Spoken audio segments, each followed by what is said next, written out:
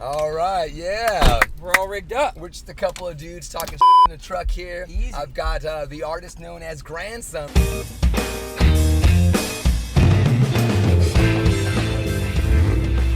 But his name is Jordan. I mean, what do people call you? It depends on the person. Yeah. I'll go by whatever. I'm just happy. Hey, Grandson! Yeah. Grandson! Sometimes it's a little weird when people hate you as like strangers with a certain amount of familiarity, you know? Yeah, well, they know the Wikipedia bio or whatever, Yeah. and they throw some shit that's really intimate. It can be kind of disorienting. I imagine that you know a similar feeling. Dude, it happens all the time. But I'm a big open book when it comes to, you know, sharing my life and my family life and everything. And I try to be a good inspiration and role model too. Absolutely. At the same time. So do you see it, like, do you keep up boundaries at all? Do you find it important not to show pictures of certain intimate moments with the fam or something like that? I mean, no, man. You know what? I started swinging from a long time ago, Jordan. I'm just gonna go with my heart, with my passion. And I'm gonna go with what I think is the right thing to do. Yeah. And so no, I haven't. And I know a lot of people and musicians and stuff do not post pictures of their family. And I get that and I respect that. I messed up a long time ago, so it's like I couldn't go back, man. You could also argue that the intimacy with which your audience knows you could be because you've chosen to share as much as you have. There you go. The thing I hear the most, man. Well, who's interviewing who right now? But right. The thing I hear the most, though, I will say, from fans all over the country is, I love it that you're a family dude. That you get your daughters on the air. I love it that you broadcast from your daughter's cheerleading games and stuff like that. Right. So people do attach to that strong. Yeah. And because of my undying love for hard rock and heavy music and stuff. So I'm not gonna lie, I'm like a relatively new guy in heavy rock. Not just as an artist, but really as a fan as well. I really came from a hip hop place. And it started for me with blues, but the collaborator that I work with, I write every song with this guy named Boone. He's a dude from Amsterdam. He's like closer to your age, a little bit older than me. And he was the one, I was always into Rage and Tom Morello, like Audio Slave and stuff like that. And then pop punk, like Sum 41. But it was only actually in the last couple of years that he played me some System of a Down and some more like new metal. Nice. And then my music started taking that speed, but I really had no idea. It is a lot more family oriented and like it's a much more wholesome community than I might have expected if I just listened to the music. I think people outside of our music think that about us. Yeah. Think that about the rock guys, the rock and rollers, the metal guys, the long hairs, the tattoos. I mean, but we are teddy bears. Yeah. And that's cool that you're seeing that and stuff. I love that you're, but you've been welcomed with open arms, Jordan, into this world. I mean, the song Blood Water is really, I think, the biggest introduction to the rock scene that you've had. Dude, yeah, absolutely. And I don't think we really anticipated that at the time, and people weren't sure how it was going to be received. It's got this big EDM kind of snare, and it's kind of a trap beat mixed with guitars. They're singing, and then I'm rapping on the bridge, so it's kind of all over the place. And when we first put it out, it was like rock fans thought it was a little too electronic fans thought it was a little rock and roll. Hip-hop didn't want to touch it. And that was what got me excited about it. It was like, well, I'd rather do something different.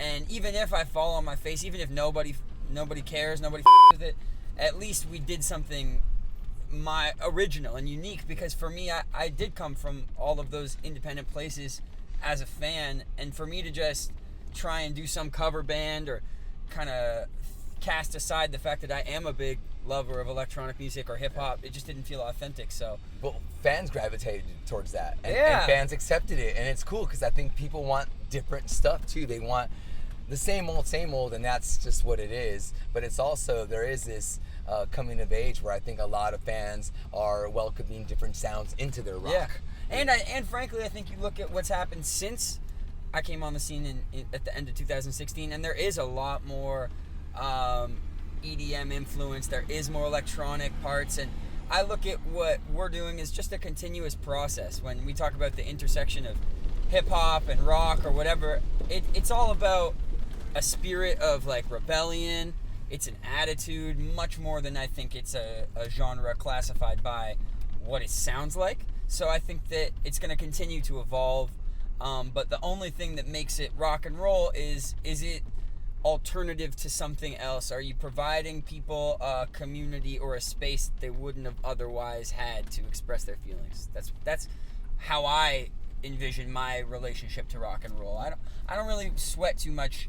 Is it this thing or that thing, or is it alternative? It's like, who gives a Yeah. And you look at Rage Against the Machine, you look at Linkin Park or AWOL Nation. There's a lot of electronic alternative music that's been around much longer than when Bloodwater came out. But I guess we're just trying to embrace some of the things that are going to push it forward and what young people are listening to. Yeah, and I heard you talk last weekend. You did a really cool Zippo sessions for us in Florida. That was awesome. We're doing some more these running next it back. Yeah, man. But you seem very educated.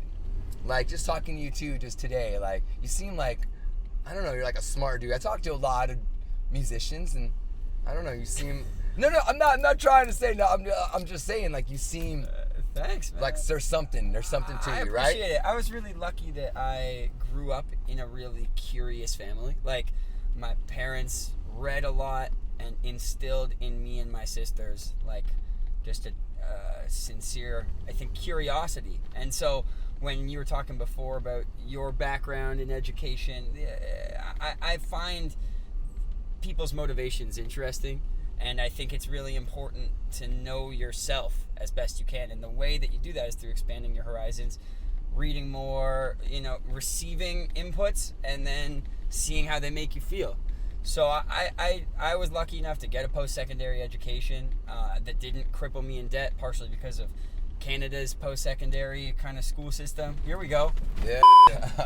And then another part, just that I had the privilege of doing it. What's next? What's next for you, Jordan? We're gonna put out some more music. We got a couple different kind of things that we're working on. Like, some of it's I'm starting to be thinking about my first album. We've still all the that's happening. We don't have an album. It's EPs though. Yeah, it's been EPs. So we're probably gonna do at least one more EP to kind of wrap up this kind of introductory chapter of this project. But I'm already writing a couple different projects, some more long-form creative pieces, other more just one song here, one song there type shit. Doing more writing for other artists, going on tour. Yeah. It's like, it's onward pretty and upward, exciting. Yeah, I feel really, really lucky, and we're fleshing out this kind of movement, which is called XX Resistance. It's part of the Grandson movement, and what we're kind of doing is supporting infrastructure, supporting local organizers and charities across America in local communities that I tour in. So instead of me knowing what's best for somebody in Denver or North Carolina, we're working with people that are actually in these towns, asking them, what can we do to better advance your cause? And we're raising money through exclusive merch, through meet and greets, stuff like that. So we're expanding the XX Resistance thing to empower as many young people as we can. We're trying to get kids registered to vote for 2020. You were talking about that last week on stage. Yeah, and exactly. some people find that too, like, I don't want to listen to this kid talk to me. I mean, of course you have that. Of course, and they're entitled. You know what I'm saying? There's a lot of stages today. If you don't want to listen to it, you don't have to. You ever have people that get really turned off by stuff like that? Yeah, sometimes we'll get people saying just stick to music or whatever, but that always cracks me up because I'm like, do you even know the roots of the music that you're listening to? Like, how can you call yourself a rock fan? You can disagree with me. You can have a different ideology than me. You can stand somewhere differently when I talk about the Second Amendment or climate change. Of course, when I'm in conservative towns, people are going to have different opinions than me. But that's what it's all about. It's about, that's part of what makes America so great. Yep. Like, let's talk about it then. Let's figure out where can we meet in the middle on this because whether you like it or not, we're here. Yep. There's 300 million of us, and we're going to have to figure out how to get along. We can't just push each other away. So I'm going to be up here. I'm the one with the microphone, and I'm going to use that opportunity to speak to people and try and service as many young people and advance a progressive, inclusive agenda in America. That's what I feel that my calling is. And sometimes the best stuff that happens at these kind of shows is when somebody comes up to me and says, hey, I didn't agree with everything you had to say up there, but I respect your right to say it, and you made some pretty good points. There you go. That for me is like, all right, dude, well, I'm on to something, you know, we're not going to change the world, but maybe we can just inspire the next generation that will. Because it's your kids that got to inherit this planet one day. It's your kids that have to grow up in this America where they have to be doing lockdown drills, where, you know, they might not even have a Miami to go to when they're old. You know, it's like, this is real and it's happening now. And I think that some of these discussions should have more of a sense of urgency, and that's what rock and roll is for. And you're doing that's it, what like an electric guitar is all about. And I love that you're putting it into your art and your music, and people are listening, dude. When you know, in 10, 20 years, you hope that people are still paying attention and that you build a fan base that's real. But in the event that that doesn't happen, what would I be proud? What legacy do you want to leave? Yeah, of course. You know? So that's why I just tried to make it more political, make it just more about something, because otherwise the are we doing? Ever think about running for office, maybe, possibly, No, someday? I mean, don't think about all why that. not? I mean, ever? You I watch the news and keep up with everything, of course. a little right? bit, yeah. Read. It's just a little bit of like having to be a politician. You need to be a public servant. Whereas I enjoy providing commentary and I enjoy empowering young people, but the idea that I have to go kiss ass, like, that's not very rock and roll. You know what I'm saying? Yeah. That part kind of turns me off. But what I would rather do is mobilize, raising money and all that. Yeah, That's like, hey, donate. right? And let me like build a movement so powerful that I can work with politicians that I agree with. Yeah. You know, that I can be at the table going, okay, if you want this, the grandkids, you want these millions of kids to hear your agenda, then let me hold you accountable, and let's expand XX Resistance to be something much more, and be able to put on lecture series, be able to put on concerts, put out content that shows like this is rock and roll. Climate change is rock and roll. This is good versus evil. Like, this is the future of the planet. What's more rock and roll than that? And when it happens, they'll call it destiny. They'll call it luck. But that was because you willed it to happen, and that's what I'm trying to do with Grandson, man. So what a pleasure, Dude, this is cool, man. Yeah. Dude's talking bad in a truck here, my boy Jordan.